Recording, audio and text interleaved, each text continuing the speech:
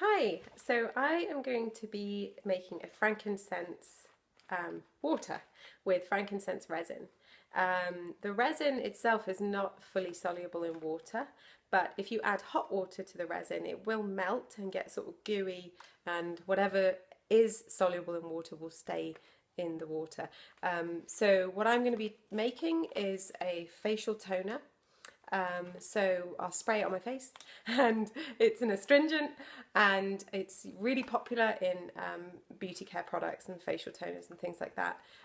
But I'm going to be doing a simple, so I'm only going to be using the frankincense. You can blend it with other things, but this is the first time I'm trying to make a water out of it rather than hydrosol. So I'm going to give it a go, and I'll show you what I'm doing along the way.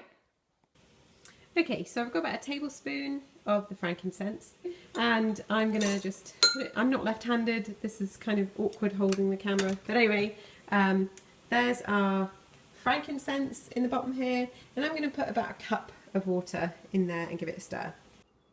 Okay, so here's about a cup of water. I'm using a ceramic spoon just because it's my preference rather than metal when dealing with herbs. Most herbs should be handled with non-reactive things. Okay, so we can see the water is sort of turning colour now as it's just sort of melting. And I'm just going to let that sit for a little bit and stir it every once in a while, and then we'll come back and see what it looks like. Okay, so it's been about 10 minutes now that it's been steeping in the boiling water. So it's definitely gotten a lot more sticky. It smells amazing. It's really aromatic and woody, very earthy. I love the smell.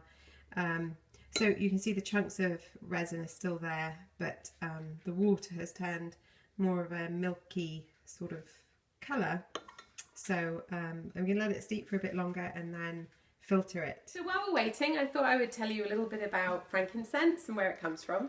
So frankincense resin comes from the sap of a tree called Boswellia serrata. It's primarily grown in Ethiopia and exported to the United States and other countries. So what they do when they're harvesting the resin is they actually make a wound on the tree and expose the bark. They tear it down a little bit, and then the resin is actually the sap that's come out of the tree trunk, and it hardens into what they call tears, and that's what they harvest to sell abroad. And traditionally, frankincense has really been used more as an incense. They would burn it for its perfume smell, and it was used in ceremonies and things like that. But today there's been a lot of research into frankincense resin, and it has quite strong medicinal properties. It's been found to be a potent anti-inflammatory. They know that it's astringent in its qualities, so it really tightens up the tissues.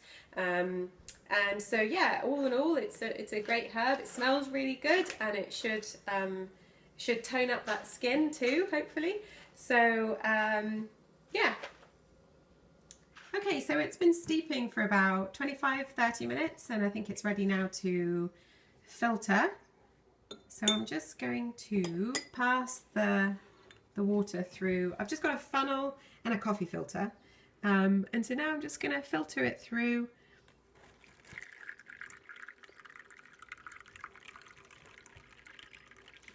And this might take a little while to let it catch up.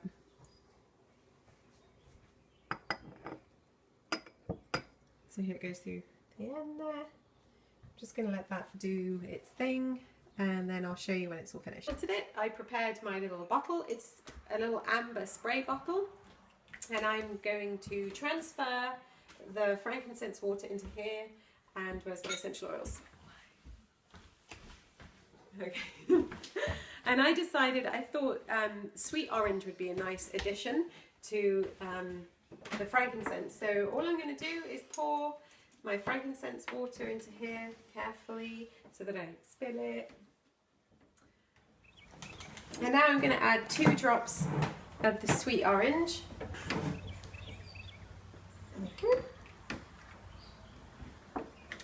Put this back on, shake it up. Make it explode. And now I'm going to give it a go.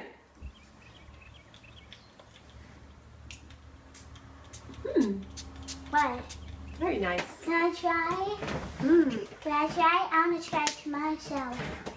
I want to try.